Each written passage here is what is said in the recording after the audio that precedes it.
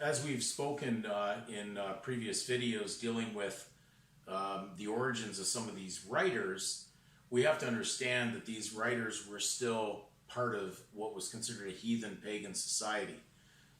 We know these writers, of course, were published with a last name, which should give you a clue, as we spoke about Webster, which definitely breaks down the origin of that surname. I'm certain that Noah Webster knew what he was doing when he was participating in the secular world at the time, and then producing a dictionary, and then basically mixing the legalistic world in with still natural, spiritual, good words.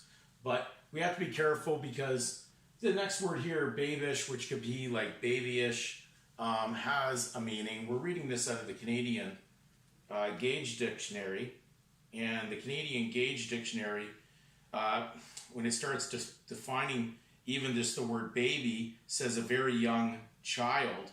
Now we can go in and convert it into the word child all of a sudden. So we have to be concerned because sometimes we use the word child in the legal world, but it's converting and confusing because we've crossed into both worlds with legal terms and true natural spiritual words.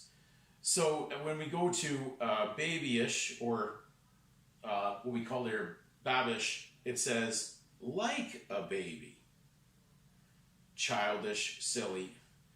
Well, like a baby, it's reflecting what a baby is, and of course, baby being a root in the word Babylon, we're seeing that there are things that have happened through the history of the use of the English language and its origin that takes words out of those basically cultures that were not there to teach you truth, but was there to keep you in a confusion between the two languages. So it's not out of the ordinary that even Samuel Johnson's dictionary, Noah Webster's 28, will intermingle terms that go back and forth, which makes it even harder to understand the language. So you're dealing with, am I going to use the word baby or am I going to use the word child?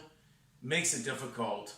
But when you see the true meaning, and especially going into scripture, we see that scripture, especially translations that have gone back to the most current or the most original translation of the manuscripts, it will use the word child and not the word infant or baby.